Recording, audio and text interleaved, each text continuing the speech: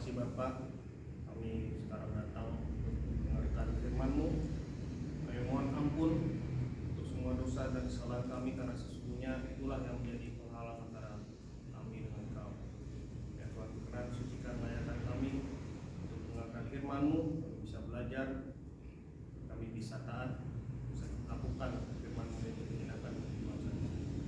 Dan oleh Tuhan Yesus kami berdoa dan bersyukur. Amin. Amin. Oke, kita hari ini akan belajar mengenai bagaimana Tuhan bisa memakai segala macam orang.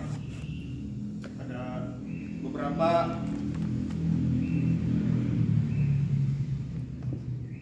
ayat Alkitab yang akan kita baca. Yang pertama dari Lukas 12 ayat 24.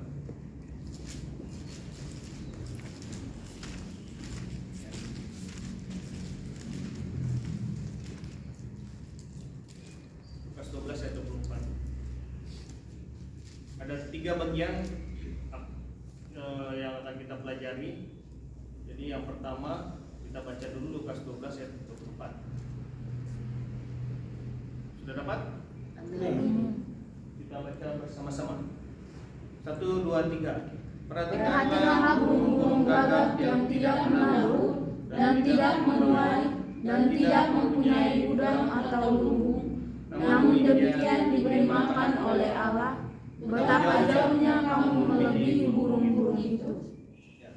Di firman Tuhan yang pertama, pelajaran yang kita bisa dapatkan adalah pertama, Tuhan mengasihi kita dan Tuhan menciptakan kita untuk satu tujuan. Ya. Ayat ini mengatakan bahwa burung-burung gagak yang tidak menabur dan tidak menuai, tidak mempunyai gudang atau lumbung, tapi diberi makan oleh Allah. Ya, burung-burung gagak kita kan lihat itu burung-burung merpati di belakang situ, itu dikasih makan, ada yang kasih makan. Tapi ada burung-burung gereja yang kecil-kecil yang nggak dipelihara gitu kan, yang suruh kita datang, mereka pun dapat makan, pelihara oleh Tuhan hidupnya. Ya. Artinya apa? Kita ini kadang kita berpikir, wah, saya ini hidup di dunia buat apa sih? Saya ini kok jalan begini aja gitu. Tapi ada tujuan dan ada istilah bahasa Inggrisnya purpose. Ada suatu maksud yang Tuhan berikan bagi kita, dan Tuhan akan peliharakan hidup kita untuk bisa mencapai tujuan tersebut. Apa sih tujuannya? Coba kita buka Roma 8 ayat 28.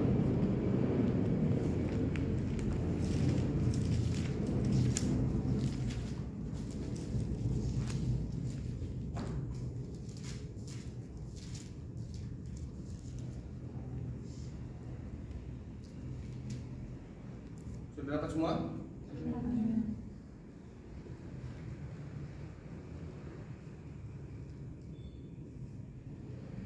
Dan kemudian nanti kita buka dari 1 Petrus. Kita baca bersama-sama Roma 8 ayat 28. 1, 2, 3. Kita tahu sekarang bahwa Allah bekerja dalam segala sesuatu untuk mendatangkan kebaikan bagi mereka yang mengasihi Dia, yaitu bagi mereka yang terpanggil sesuai dengan rencana Allah. Kemudian buka ke 1 Petrus 1 ayat 2.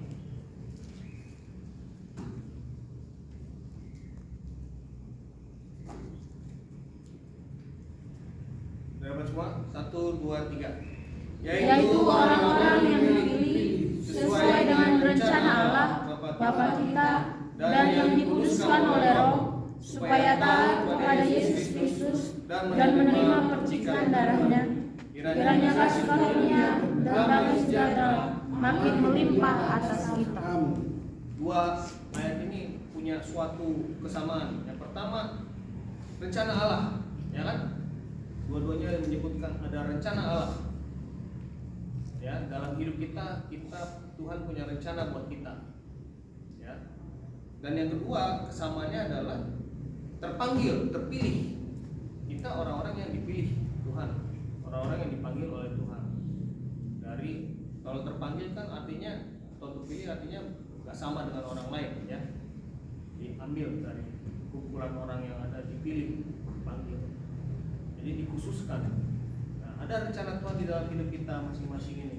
Makanya kembali kepada tadi ayat pertama yang kita baca mengenai burung, tidak perlu khawatir tentang hidup kita, karena Tuhan sudah menciptakan kita untuk suatu tujuan, yaitu mengerjakan apa yang Dia inginkan, rencana Allah. Nah, jadi nggak usah khawatir tentang hidup kita, ya.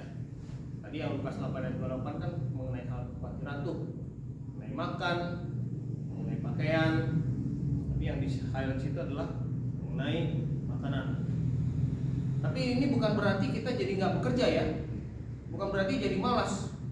Biar aja lah, nggak usah kerja, kalau gitu nanti Tuhan akan datangkan makanan. Bukan berarti begitu.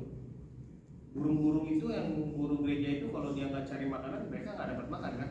Mereka bukan hanya berdiri aja di situ gitu, bukan hanya duduk-duduk atau tidur gitu kan? Kan dari atas lihat mana nih makanan yang ada. Oh, itu ada makanan di situ.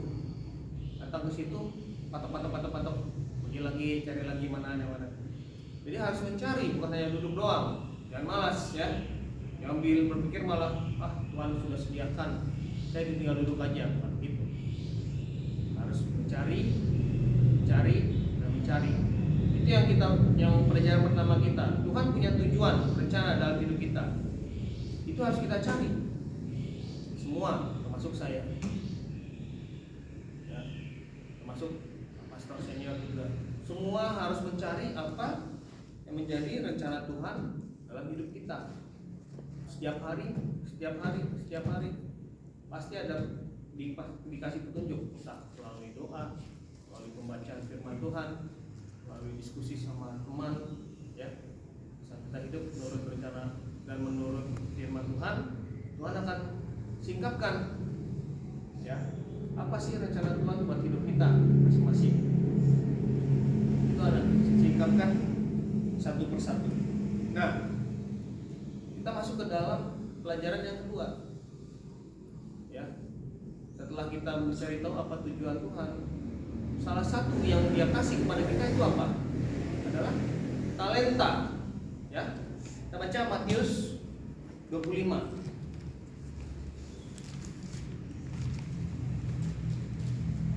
Mungkin tidak perlu dibacakan semuanya, ya. Nanti tinggal silakan baca di rumah. Matius 25 ayat 14 sampai 30. Ini apa? Perikopnya perumpamaan tentang Talenta. ya. Di dalam perumpamaan ini ada yang dikasih berapa talenta? 1 talenta, 2 talenta, 5 talenta. Ya. Yang pastor senior yang kasih 5, 2, 1. Ini yang harus belajar ini. Kalau mahasiswa itu. Ada yang dikasih 5, ada yang dikasih 2, ada yang dikasih 1. Jadi beda-beda ya. Tapi yang intinya apa? Tuhan kasih kita semua talenta. Tuhan kasih kita semua bakat. Haleluya. Entah apa itu bakat kalian masing-masing, temukan, cari, ya, cari bakatnya masing-masing dan kembangkan. Karena itu yang Tuhan sudah berikan, itu yang kita harus kembangkan. Yang 5 sama 2, apakah? Nah, saya tanya sekarang. Dari 3 orang hamba ini, apakah semua taat? Ada yang nggak taat ya? Yang 5 taat, yang 2 taat dikembangkan, jadi dapat 2 lagi. Yang 1 bagaimana? Tidak taat. Apa? Tidak taat. Bagaimana tidak taatnya? Karena dia mengambil talenta itu, tapi dia tidak mengembangkan, dia menguburkan itu. Nyalain Tuhan malah. Padahal menyalahkan Tuhan, ya. Sudah udah nggak mengembangkan, malah menyalahkan Tuhan. Tuhan ini jahat. Kok saya cuma dikasih 1 talenta? Apa mungkin itu pemikirannya? Saya cuma dikasih 1 talenta, kenapa saya nggak dikasih 5? Atau kenapa saya nggak dikasih 10? Atau dia nyusahin aja Tuhan. Iya, bikin capek saya. Intinya gitu, entah dia iri, entah dia malas, entah dia apapun itu, dia tidak taat pertama, itu kan? Nah, kita masuk yang kedua, mungkin dia iri atau dia malas atau dia bagaimana? Tapi yang pertama harus taat dulu. Kau dikasih sesuatu, kau cari apa itu talentamu, bisa berbuah. Karena itulah bagian dari rencana Allah tadi yang kita baca di pelajaran nomor 1 ya. Dari talentanya kembangkan. Nah, kenapa kita harus mengembangkan talenta kita? Ya. Kenapa? Kita baca sekarang 1 Korintus 12. Ini mengenai anggota-anggota tubuh yaitu gereja. Ini kita baca bergantian ya. 1 Korintus 12 ayat 12 sampai 27.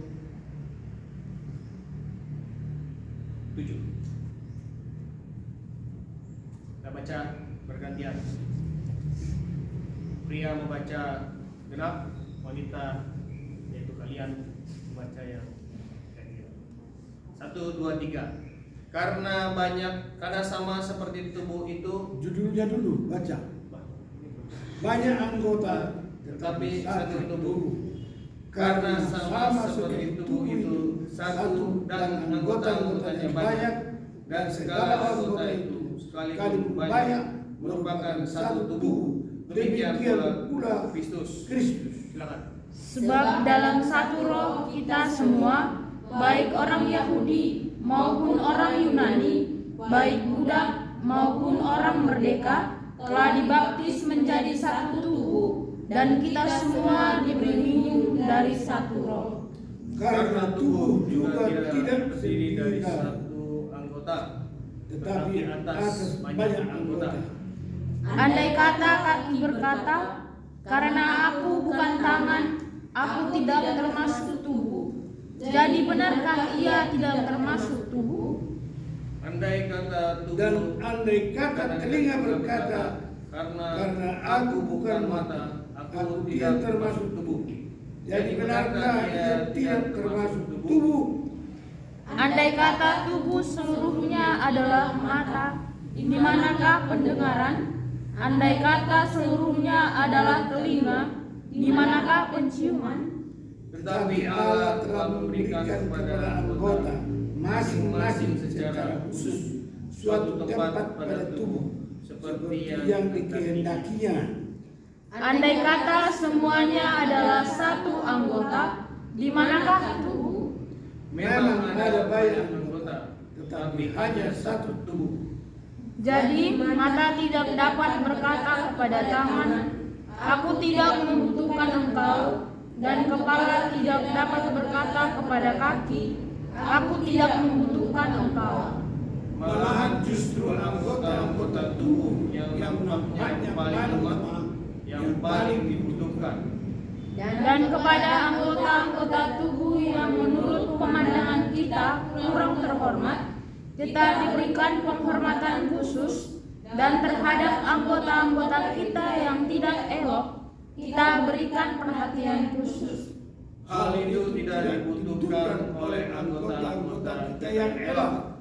Allah telah menyusun tubuh kita begitu rupa, sehingga dalam anggota-anggota yang tidak mulia diberikan penghormatan khusus, Supaya jangan terjadi perpecahan dalam tubuh, tetapi supaya anggota-anggota yang berbeda itu saling memperhatikan. Karena itu jika satu anggota menderita, semua anggota turut menderita. Jika satu anggota dihormati, semua anggota turut bersuka cita. Sama-sama. Kamu semua adalah tubuh Kristus, dan kamu masing-masing adalah anggotanya. Tadi kita sudah berbicara bahwa kita harus temukan talenta kita masing-masing, ya. Sekarang di dalam satu tubuh Kristus yaitu gereja, di situ ada bermacam-macam anggota tubuh, ya. Ada mata, ada telinga, ada mulut, ada tangan, kaki, segala macam. Nah, disinilah hal yang tadi kita bicarakan mengenai talenta masuk. Artinya kalian sekarang sudah mau bersiap pelayanan, toh? Haleluya. Semester berapa ini? Semester 4, semester 2. Apa yang ada yang sudah masuk pelayanan belum?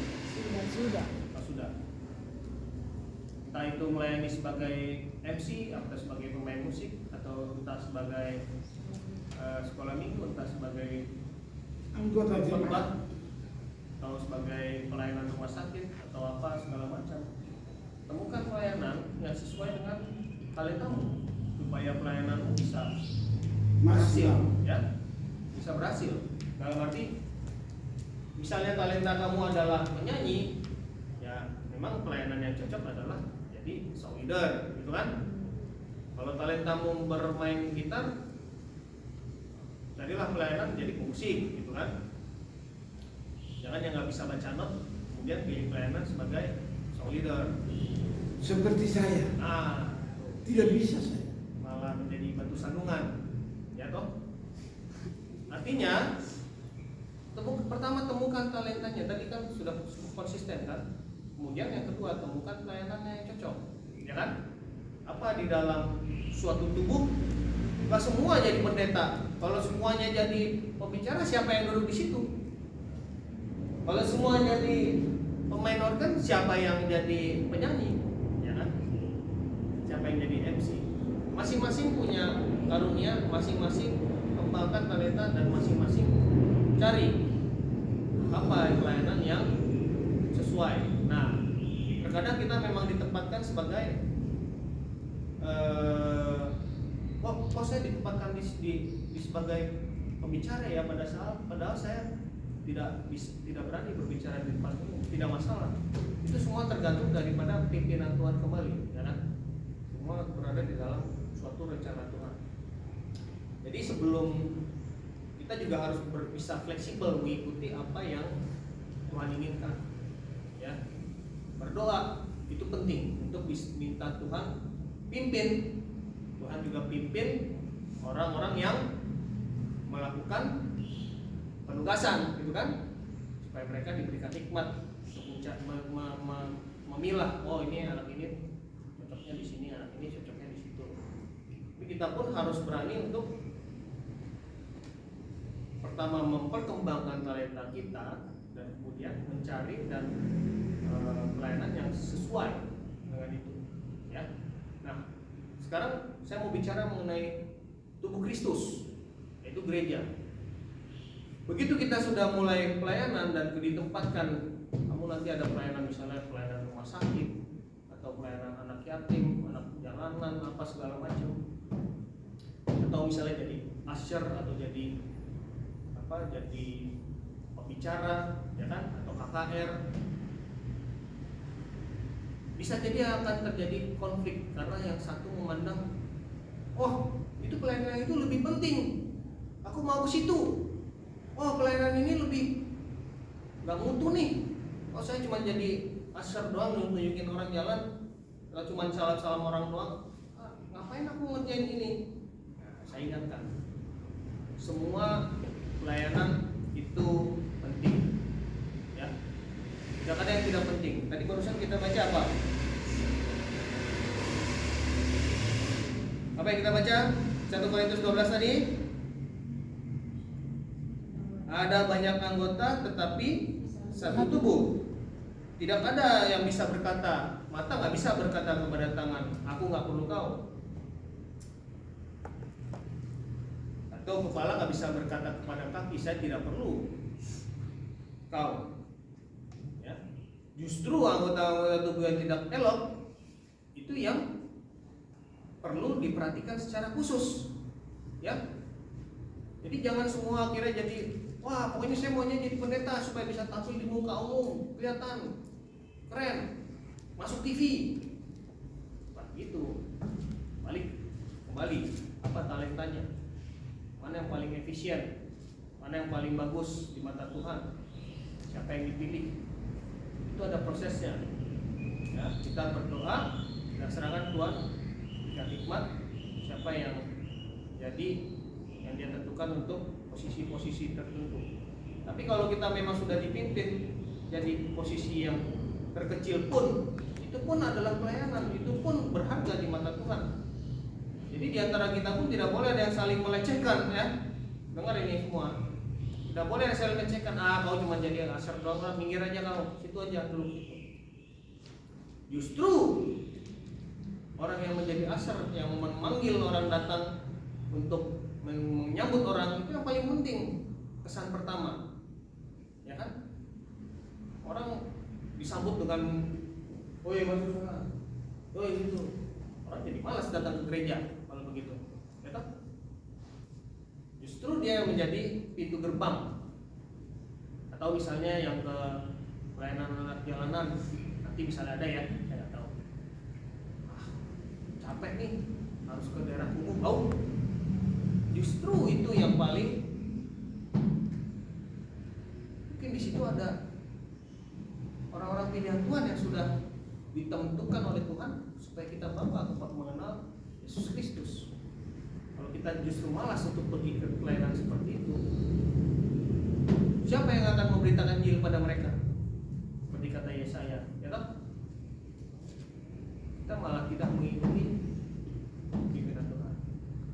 Jadi berdoa, bukan apa yang jadi talentamu, bukan apa yang menjadi pelayananmu yang sesuai. Minta pimpinan Tuhan, dan kalau sudah dipimpin ini pelayananmu, kerjakan dengan sungguh-sungguh. Tidak perlu ada iri hati terhadap pelayanan lain yang kelihatannya lebih mentereng di mata manusia, kan? Nggak perlu.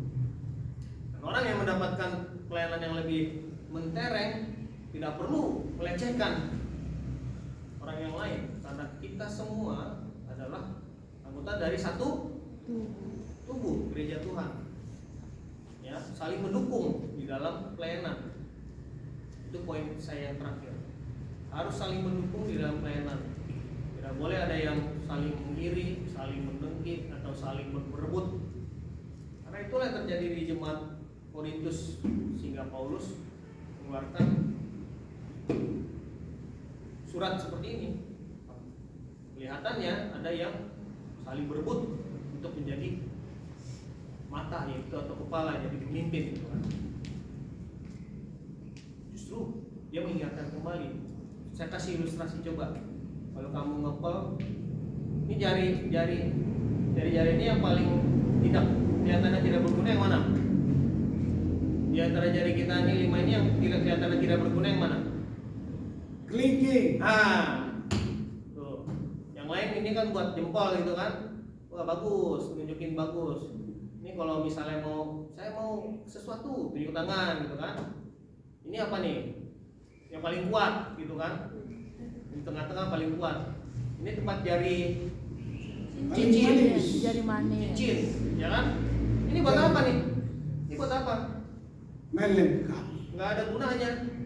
Tapi coba begini, coba kamu genggam ini tetap lurus. Bisa enggak? Kuat enggak? Kalau saya rasanya sakit.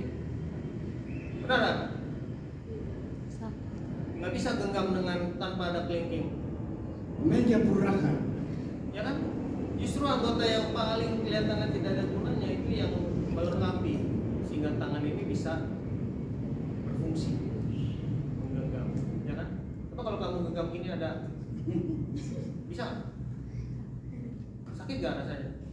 Kalau saya rasa sakit di sini, kayak ketarik gitu loh, kayak nggak lengkap, kayak ganjel, ya kan? Ada yang mengganjal. Jadi anggota yang paling kelihatannya paling kecil justru itu benar yang dibilang sama Paulus di sini. Itulah yang perlu diberikan respect, perlu diberikan perhatian khusus, perlu diberikan support, karena dia yang memperlengkapi pelayanan kita sebagai suatu tubuh. Ya, kiranya ini menjadi pelajaran bagi kita semua. Jangan semua berlomba-lomba untuk mencari posisi yang paling penting, paling tinggi. Ya, jangan semua berebut sana. Saya mau jadi MC, saya mau jadi ini biar saya terkenal. Cari pelayanan yang sesuai dengan talenta kita masing-masing. Tuhan sudah kasih kita talenta, kembangkan. Cari pelayanan sesuai supaya apa? Supaya kamu enjoy waktu juga melakukan pelayanan yang tidak terpaksa. Tapi ingat, kalau Tuhan memimpin kamu di pelayanan yang berbeda, tidak masalah juga. Karena itu pimpinan Tuhan tidak boleh dilawan. Kerjakan itu, ya, kerjakan dengan sepenuh hati. Tuhan akan persiapkan, Tuhan akan berikan jalan supaya kamu bisa melakukannya. Karena semua pelayanan itu penting dan semua semua sama, semua saling melengkapi sebagai satu. Mari kita berdoa. Bapa di surga, terima kasih kembali Tuhan ingatkan kami pagi ini untuk saling mendukung, saling bersatu sebagai tubuh Kristus yaitu gereja. Kiranya kasih Tuhan turun kepada kami dan memimpin kami di dalam pelayanan yang Tuhan sudah tugaskan kepada kami, dan kami bisa menjalankannya dengan sepenuh hati, tidak perlu iri, tidak perlu berlomba-lomba untuk mengambil bagi posisi yang kelihatannya penting secara dunia, karena semua bagian tubuh itu adalah penting di mata Tuhan untuk melengkapi gereja. Pimpin kami ya Bapak, agar sebagai gereja bisa menjalankan apa yang menjadi rencana Tuhan dalam hidup kami, yaitu untuk memuliakan Engkau dan menikmati Engkau dalam hidup kami. Dalam nama Tuhan Yesus kami berdoa dan bersyukur. Amin. Amin.